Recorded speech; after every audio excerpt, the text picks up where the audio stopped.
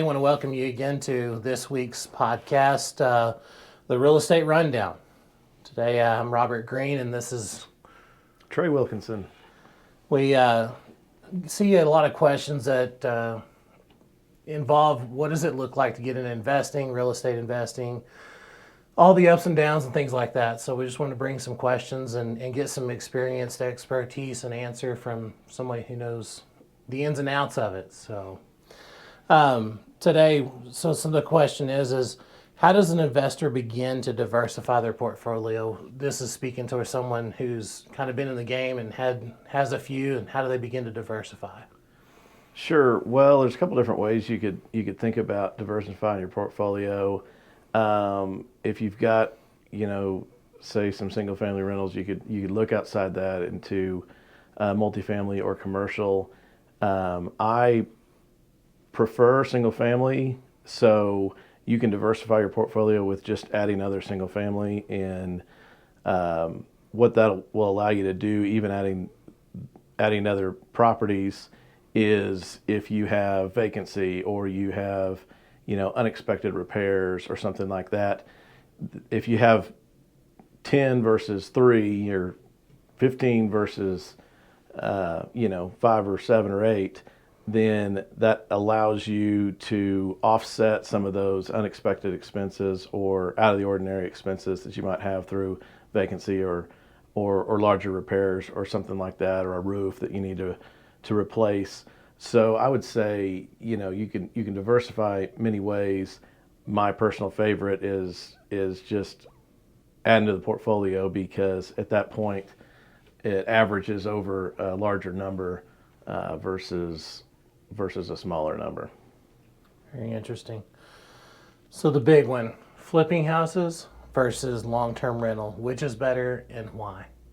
Well, you can certainly make money doing both. I'll tell you kind of what happened to me is I probably started flipping before I started having long-term rentals.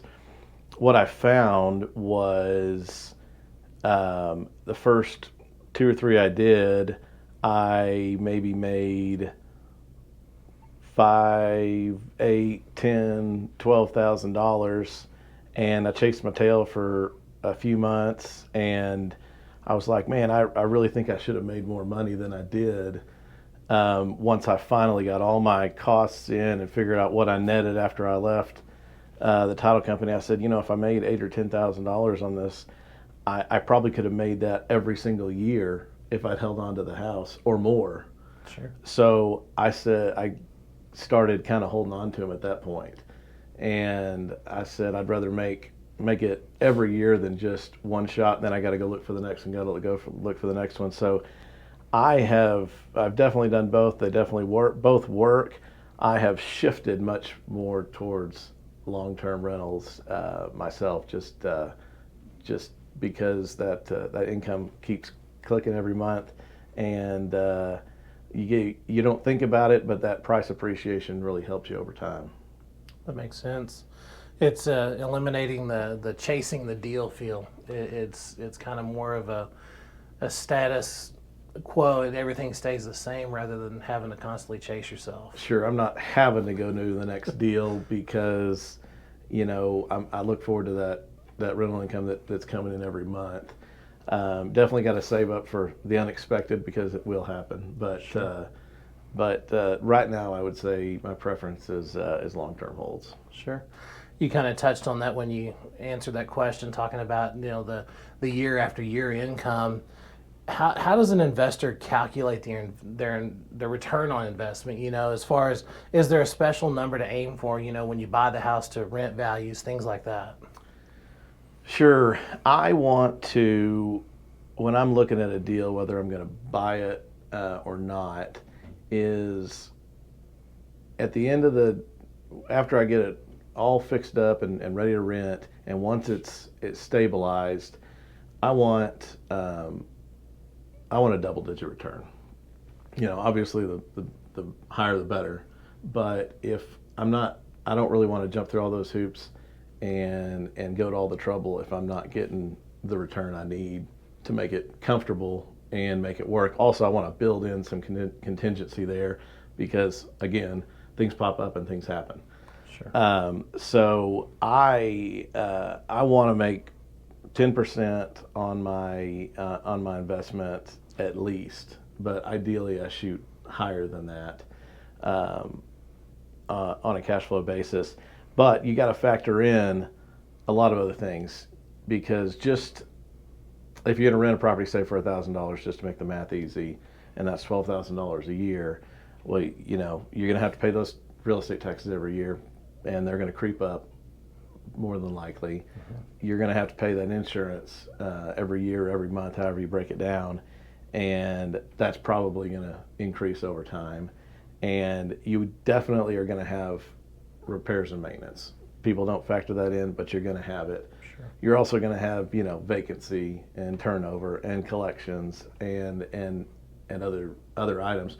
So you want to build in a kind of a contingency. You want to be kind of conservative, especially with those expense numbers, because that you will over time be able to bump that rent, but those expenses are more variable than that rent rate income that you typically get. So I tell all investors, I said, you really want to factor in all of those costs and make sure you have enough money left over each month to make it comfortable for you. And you also want to kind of, with that extra money, kind of build yourself a reserve best you can. Sure. You kind of mentioned on the cash flow thing and the repairs that creep up that are unexpected. Is it often that you see investors get in over their heads that don't factor those things in? And what are some things avenues that investors can have an exit plan? Obviously any business you want to do, you need to have an exit plan of some sort. Is that such a thing in investments? Sure, and it happens, and sometimes a deal just turns out not to be as good as you thought it was. And the key to that is when you're buying an investment property, you want to be comfortable where you're buying it.